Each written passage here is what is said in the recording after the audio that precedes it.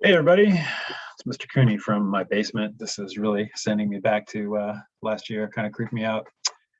But this is mostly for the choir people, but actually probably everybody because we have a lot of stuff in class tomorrow. If you already saw that uh, really fairly large agenda, and we're going to have a big discussion about Hamlet, of course, with everybody sharing a lot of reader's logs. So um, I already went over this in class, but in case anybody missed it, first thing I want to talk about is the Unit 3 essay rubric. So you're going to be doing two free response, open response questions that theoretically, if it were in a real AP test situation, could apply to any novel that you could fit them to, or any work of long fiction, Shakespeare novels. But for this, you're obligated to write about Hamlet for both of them, because this is kind of also our Hamlet test. So we've had the 1, 2, and 0 out of the 1, 4, 1 total 6 points rubric. We're expanding it to one more point this time. We have the regular thesis point that you get or you don't. I'm going to be a little more fussy about the thesis being an arguable statement and interpretation. It should be at the front of the essay. If not, for these one paragraph ones, pretty much right away, unless you have a little bit of a hook, but I'm not really worried about that. Okay. And you either get it or you don't. If it is just a reformulation of the prompt without characterizing your interpretation, which is more than just restating the prompt, then you're not going to get that point. Okay, so I hope everybody does.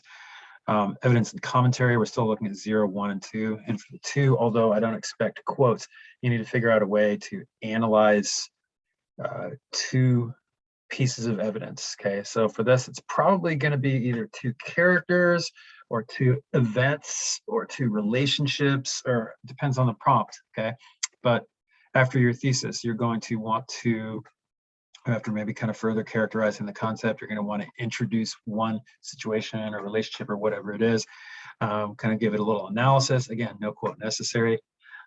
Show that you have deep knowledge, solid knowledge of the play, although you don't want to go into deep unnecessary summary. Comment on how that series of events or dialogue or whatever it is supports your thesis, and then do the same thing for a second piece of evidence. Okay. And then while you are doing that, and this can be mixed into a hook to open the essay leading into the thesis, sprinkled throughout, and or maybe a way to do kind of a conclusion, would be to use one of these sophistication techniques. So we either want to see explaining the significance or relevance of an interpretation within a broader context, okay, showing how it's kind of universal and timeless, whatever concept you're talking about. It doesn't just apply to the time and place of Shakespeare the story, or even Shakespeare's time, but could be applied now. We've had some discussions about things like that in class. Alternative interpretations of a text. One example we talked about that in class was the whole Oedipal complex versus not between Hamlet and his mother. Recognizing and accounting for contradictions and complexities from the text. I would say a good example of that would be the ambiguity and maybe complexities of Hamlet's lunacy, madness, and using relevant analogies to help audience better understand interpretation. I think I've said in class that number 1 and number 4 kind of overlap, right? Analogies is kind of like showing a broader context, but analogies might be a little more specific. And then finally, I don't think you can depend on this one unless you're an absolutely fantastic writer, and there's a few of you who are.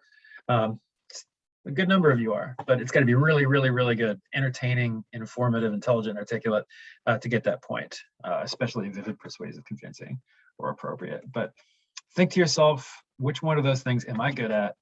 And which one of those things do I feel like I could apply to Hamlet, no matter what the prompt is? I think you can kind of decide on maybe a couple and have those in your head and ready to go to try to do while you're answering the prompt. I think you'll have plenty of time. I think what happens, like in real test situations, you're writing full essays to write enough and get enough evidence in. It's hard to get that sophistication point in there because you're struggling just to get enough writing out. You guys are not in that situation yet because these are still just extended 1 paragraphs. Okay, so that is the sophistication point. The next thing that I'm going to do is pause, actually, because I need to check and see if I have a resource handy instead of stumbling around here. So I'm pausing and I'll be right back.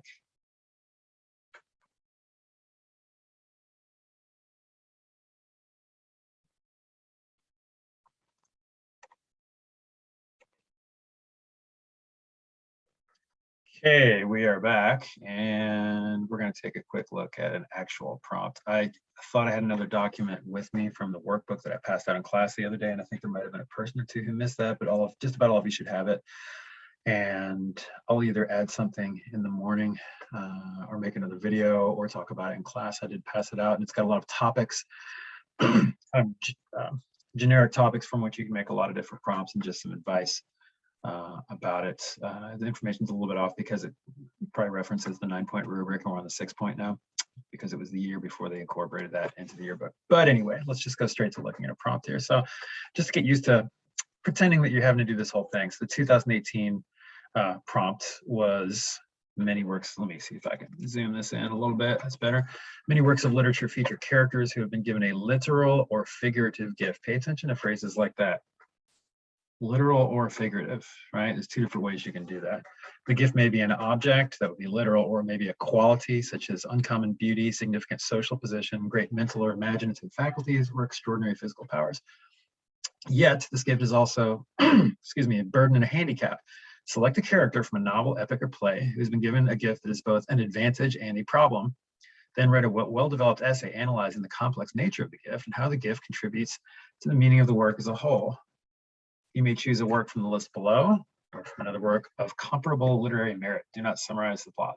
And if we look through here, we can see that Hamlet is not listed there, but that you could, I would say a little bit of a challenge, but I think if you think about it, you could definitely apply Hamlet to this. I'm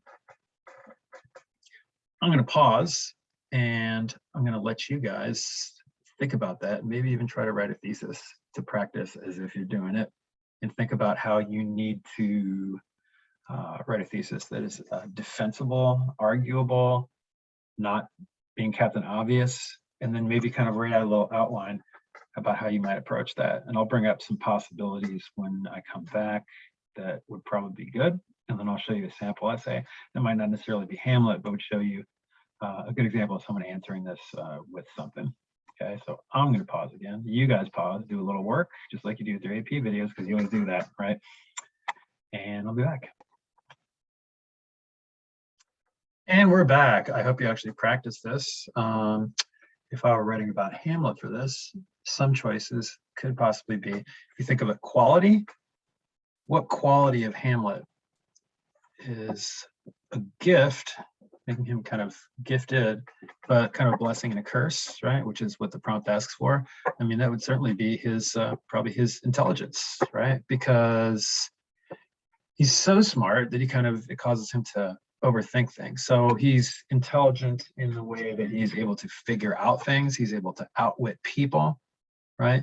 But at the same time, he thinks so much about things and understands so much about people and situations that he overthinks things, almost kind of like mentally tortures himself. A way to relate that to something in a broader context would be that there have always been people like that, and there could be people like that now. You probably know some people like that. You might be like that yourself, right? Getting into a discussion of that might be a good way to open an essay. And then a way to get into pieces of evidence could be any number of things where he frustrates himself with his interactions with Claudius, with Ophelia probably be a good one, Rosencrantz and Guildenstern, yet at the same time, a blessing in that he does finally figure out a way to figure out that Claudius did what he did and to foil him and to save his own life. So there's all kinds of stuff to work with right there. An easy one to make into a broad context too. So I don't have a sample here that has anything to do with Hamlet. My son just came in. But I do have a really good example, and I just want to show you the introduction there because it's a really good setup of a thesis that really answers the prompt, not just says that it's true about Portrait of a Lady by Henry James, but that characterizes it and goes ahead and answers and characterizes how it is a gift and not a gift right in there. So let me just read through it. So Portrait of a Lady by Henry James follows the life of one Isabel Archer, a spirited and intelligent young woman from the United States who comes to stay with her relatives in England. Isabel starts off her stay with a strong need for independence that extends to her views on matrimony, and she refuses to offer marriage. She refuses offers of marriage from multiple men in favor of preserving her freedom. As her elderly uncle, whatever his name is, lies on his deathbed. Her cousin Ralph convinces him to leave by a large sum of money. Isabel's gift of a large inheritance, so that's more of a material gift, gives her the advantage of money, moving freely as a woman in society, which wasn't easy, but also makes her more vulnerable to being seen by others as a tool, highlighting the novel's depiction of a woman's disadvantaged role in society. Okay, so not only is the thesis pointing out with some kind of generalized examples here, how it was a good gift and a bad gift, you know, to kind of use oversimplified words there, but also leads that into kind of, oh, I can highlight, look at that. It also kind of leads it into how that contributes to the novel's overall meaning, right? And that is the depiction of a woman's disadvantaged role in society. Now, I'm not going to get too deep into themes of Hamlet because I want to discover that with you guys as we talk about your reader's logs again tomorrow. But you should be thinking about that. What are the overall meanings, themes, main ideas that Shakespeare was going for? It's not necessarily just one thing, but you want to have those locked and loaded and ready to go to apply, because that's the other thing that needs to happen in that thesis and hopefully throughout, as well as giving it a broader context or multiple analogies or one of those sophistication point type things. Okay, so I'm not going to show you this whole essay, but great example here about how that could be put into a broader context is that the novel's depiction of a woman's disadvantaged role in society, which by the way could apply to Hamlet too. That's in there too with Ophelia and Gertrude, right? We've talked a lot about that, but that could be extended into how that still applies today. Maybe not quite as much, but more than maybe we would like to think. Right, ladies and gentlemen? Okay, I'm going to pause again, and then we'll look at least one more.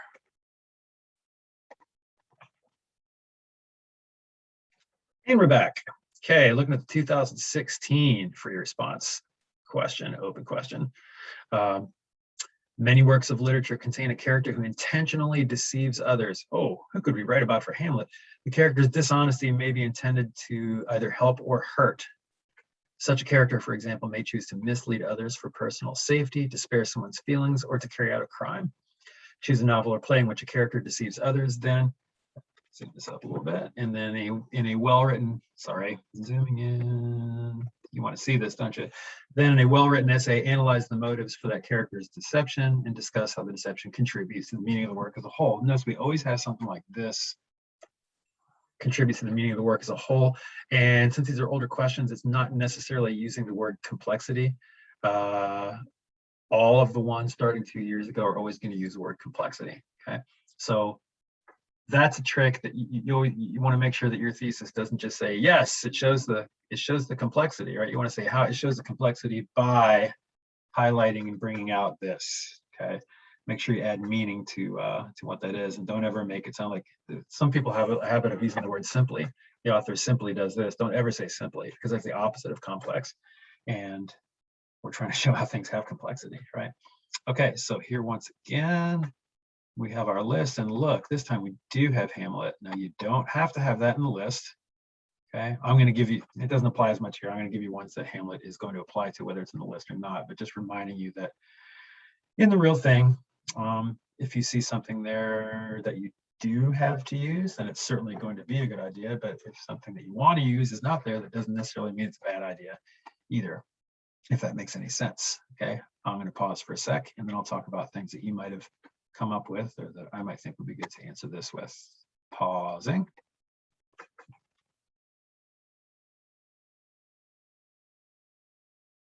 Okay, hope you're following along with me. Hope you paused. Hope you took some notes and came up with some ideas.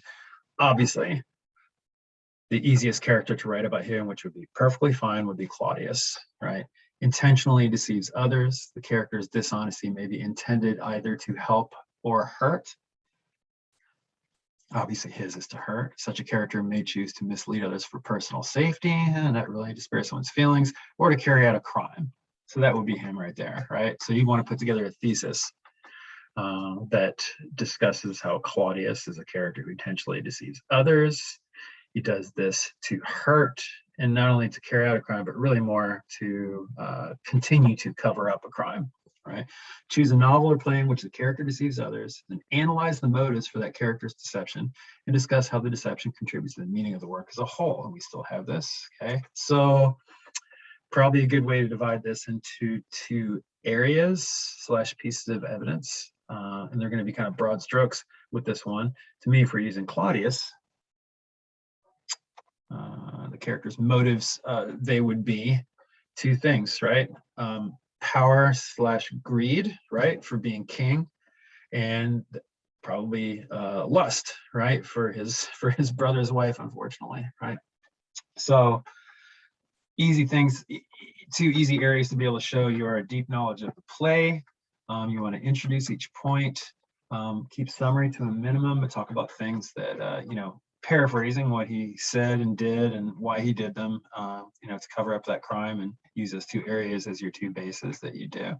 So that'll work. Just find out sometimes with the prompt, and this is a good example of one, if you could answer it in a more unique way, right, and maybe an unexpected way that actually still makes sense, you could actually write this essay writing about Hamlet, right? Because he does plenty of intentionally deceiving of others.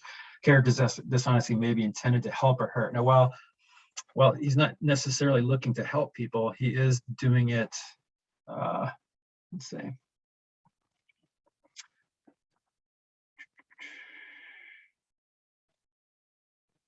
I was trying to find something else in the prompt I thought was there, but it's not.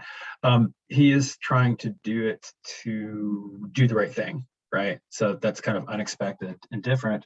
If someone's trying to do the right thing, but they're deceiving others, but he's deceiving people left and right, right? He's deceiving at various times Claudius and not quite as much Gertrude, but definitely Gertrude sometimes, definitely Polonius, eventually definitely his own friends, Rosencrantz and Guildenstern. Ophelia, right, who was his lover, okay? But he's doing all those, at least with the motivation of doing the right thing. So that'd be a great way to write about this, right? And that could be expanded into a broader context. All these psychological, character type things are not specific to the time period, right? So if you can build in something about building that into a broader context, I think that's always the way to go here. Okay, so I'm going to pause one more time, and then I'll show you an example of a good essay that is answering this prompt about some book. We'll see what it is. And we are back again, looking at an example of a response, pretty much the first paragraph and thesis of respond to this prompt about intentionally deceiving others, right? So An American Tragedy by Theodore Dreiser. And while I'm on this, just to make it clear, there's a whole big paragraph of introduction in this essay that was rated an 8 out of 9 on the old 9-point scale. And we're just looking for you to write a sentence or two, leading up to your thesis to maybe get that sophistication point, and maybe touch back on that a little bit in your points, and definitely at the end, okay? But you're doing a much more compact version of what you'll see here. Still, we want to see some ideal theses put together. So, let's see if I can move up and down here. Okay. In Theodore Dreiser's An American Tragedy, Clyde Griffiths commits multiple dishonest actions in order to protect his reputation. Clyde lies, cheats, evades responsibility, and commits murder to advance himself up the social ladder. Okay, that pretty much defines what he does, right? The immoral actions Clyde commits are all done in an attempt to progress socially and financially. Each action leads to consequences that call for more deceptive behavior to cover them up. At the beginning of the novel, Clyde runs away and avoids the responsibility for a hit and run he was involved in. This evasive behavior is due to the fact that he doesn't want his reputation, his chances at wealth spoiled. Clyde's involvement with the party of youth that committed this act is generated by the object of his desire. The chain of deceptive behavior has a much larger significance than greed or malice. Clyde's behavior speaks for the rapacious greed of industrial America. It speaks for the insatiable desire of consumer society and the addictive nature of wealth, beauty, possession in the eyes of capitalism. One bad decision in order to gain a prize is not enough for Clyde. His actions